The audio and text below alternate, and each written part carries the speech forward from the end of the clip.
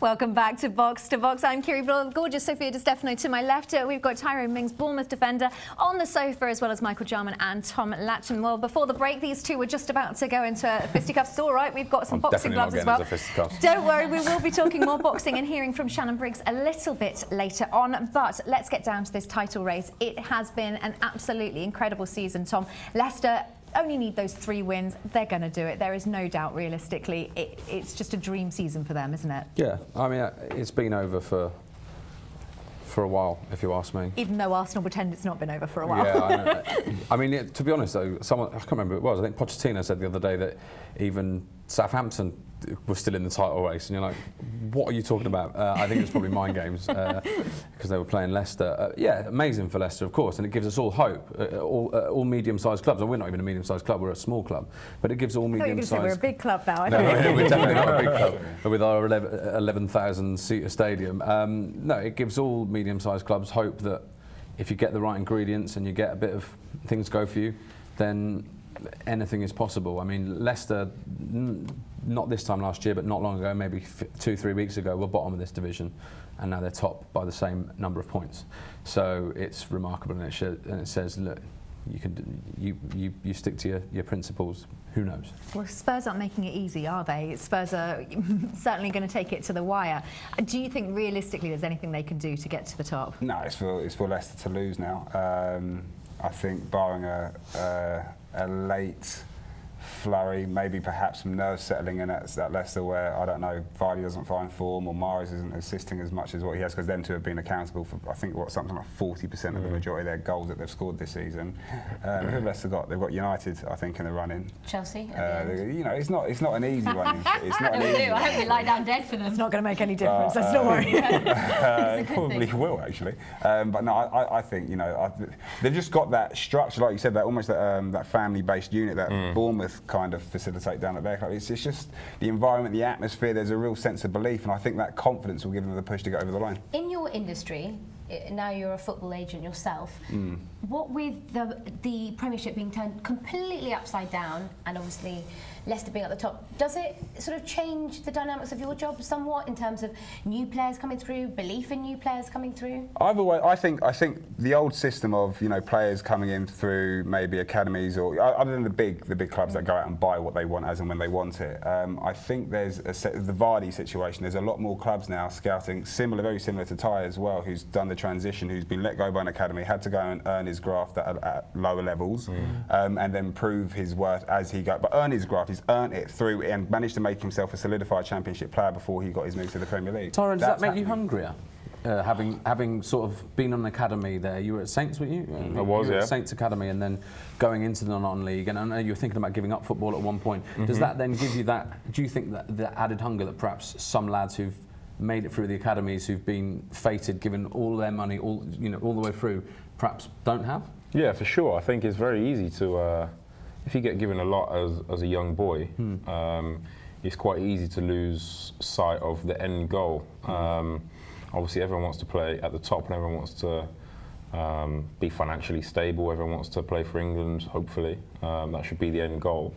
But I think if you get given too much too soon, yeah, it can kind of take a little bit away from your hunger. Which obviously, fortunately for me, I got given a second chance and got back into football, got back into the pro game. Had to wait my time at Ipswich, then eventually obviously played, got a move. It's been a bit of a setback this, but... The whole Leicester thing's a little bit bittersweet for you, because you actually got injured against Leicester, didn't you? I did, yeah. Listen, I don't hold any grudges against Leicester.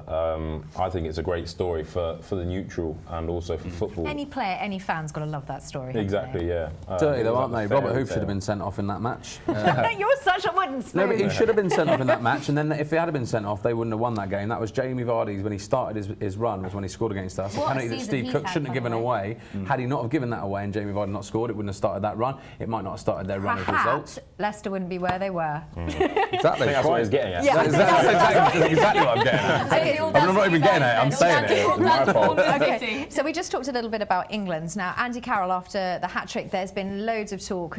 As always, and I think it's lovely, it is really nice that the hype, you know, it comes around, he should be included in the England squad. Now, we've heard, I think, again, it was Alan Shearer that's saying, no, calm down, we don't need the hype on him. I mean, first of all, from your point of view, Tyrone, obviously you want to be included in that squad, and something like that does actually mean that he's proved himself. Do you think that's enough for him, from a player's point of view, to have got into an England squad? I don't know. It's difficult. Sometimes people get cast into the squad a little bit too soon. I'm not saying that's the case with him, but I think that can happen. That yeah, has happened. absolutely. And I think sometimes it needs to be over a lot more consistent. Obviously, he had a lot of injuries. I think that's Alan Shearer's point, was saying that basically his injury woes are too much to put him under that kind of pressure. Yeah. Great hat-trick on the weekend. I don't think it's too much. I think obviously drop? he's proved himself as a Premiership player. There's no doubt about that. I just think to get into the England squad, maybe you have to do it over a bit of a longer. Who are you going to drop? But that's sort of the point, isn't it, at the moment, that there's, for once, we've actually got a squad that's a dream squad that doesn't actually need filling anymore. They're fearless, they're young.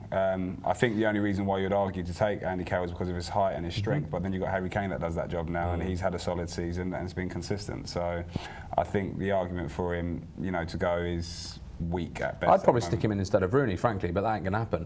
I think I don't think Rooney's got more strings to his bow. It isn't going to happen. But I think Dele Alli can play that number 10 role that Rooney plays. I don't think you need Rooney there. I don't think Rooney offers enough to take Rooney.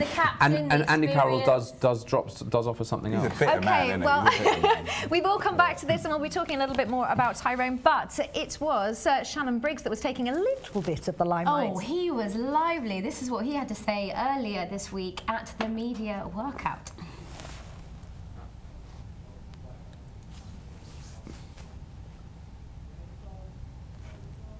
We'll catch that in just a second because I'm hearing in my ear, where's it gone? Don't worry, Shannon Briggs never goes far, so we'll talk about that in a second. Why, is that because he's so old? Oh. Okay, so let's go. No, it's interesting. Moves quicker than me. Okay, I'm going to interrupt you all again because Shannon Briggs, he's not that old. He's found his legs. He's back.